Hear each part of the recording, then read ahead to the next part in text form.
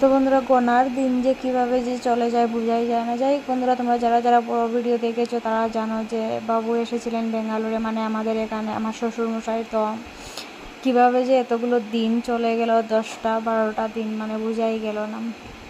দেখতে দেখতে যাওয়ার সময়ও চলে এসেছে। যাই হোক, আর একদিন রয়েছেন আমাদের সাথে। তো এদিকে দেখো, আমি বসিয়েছি পায়েস, তখন বাজেও রাত্রে 12:30টার মতন হবে। তো তারপরে আবার চলে এলাম সকালে সকালে, এদিকে পায়েস, তারপরে তেলের পিঠে আর মুড়ি দিয়ে বাবুকে চা দিয়ে দিয়েছি। আর তারপরে এদিকে জল আনতে বোতল নিয়ে যাচ্ছি। আর তারপরে আমি আমার বর একটু বেরিয়েছিলাম, মানে একটা জিনিস আনবার, একটা জিনিসকে টাইগার বাম আনতে গিয়েছিলাম, মানে আমার ঠাকুমা শাশুড়ির জন্য। তো ঠাকুমার জন্য টাইগার বাম আনতে গিয়েছিলাম। এখানে টাইগার বামগুলো খুব ভালো, আর ওনার যেহেতু বয়সও হয়ে গেছে, তো এই বামগুলো মানে খুব কাজ করে, তো তার জন্যই আনতে গিয়েছিলাম। তারপরে এদিকে দেখো, রাত্রে ঘরে আসলাম। রাত্রে ঘরে এসে, মানে রাত্রে কি ঘরে তো চলেই এসেছিলাম। তো আজকে রাত্রে বানাচ্ছি চিলি চিকেন ফ্রাইড রাইস। করে সবার দাবি যে আজকে চিলি চিকেন আর ফ্রাইড রাইস হবে, আর বাবুও যেহেতু চলে যাবেন, তো তার জন্য এদিকে ফ্রাইড রাইস চিলি চিকেন বানিয়ে নিয়েছি। আর আজকে সবাই মিলে একসাথে খেতে বসেছি, মানে অনেক দিন পরে এভাবে বসেছি, এরকম আর বসা হয় না। যেহেতু আমার ভাই ওদের মর্নিং শিফট, তো ওরা তাড়াতাড়ি খেয়ে নেয়, এরকম আর বসা হয় না এখন।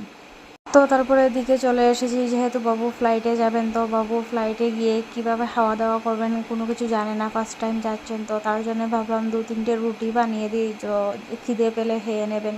তারপরে এদিকে রুটি বানাতে লেগে পড়েছি, তখন ওই 1টার মতন হবে, রাত্রে 12:30 কি 1টা এরকমই হবে। তারপরে এদিকে রুটি বানিয়েছি, আর তার সাথে বানিয়েছিলাম আলু ভাজা। রুটি আর আলু ভাজা দেবো ভাবছি। তো তারপরে এদিকে দেবো বানিয়ে আমি ডাব্বাতে ঢুকিয়েও নিয়েছি। আর ডাব্বাতে যেহেতু প্লাস্টিকের, তো আমার বড় পরে বলছিল না বের করে রাখলে ভালো হবে, মানে একটু ঠান্ডা হওয়ার পরে যদি ডাব্বাতে ঢুকানো হয় তাহলে ভালো হবে। তো তারপরে আমার বর বের করে রেখেছিলাম, মানে ঢাকনাটা খুলে রেখেছিলাম। তারপরে এদিকে দেখো রুটি বানিয়ে নিয়েছি। আর রুটি বানিয়ে তখন খাওয়া দাওয়া করে আমি ভেবেছিলাম সকালে বানাবো, তো আমার বর বল যে সকালে উঠে মানে এত হুটোপাটি করে হবে না।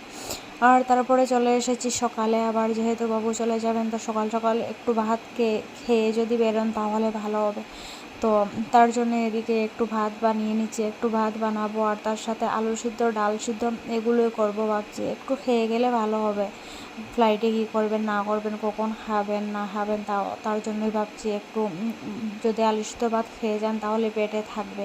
আর যেহেতু আমরা বাঙালি, কি বলবো, ভাত তো খেতেই হবে সারাদিনে একবার হলে। তো তারপরে এদিকে তো আলুটা কেটে নিয়েছি, আর আলুটা সিদ্ধ করবো, আর এদিকে ডালটাও আমি বসিয়ে দিয়েছি।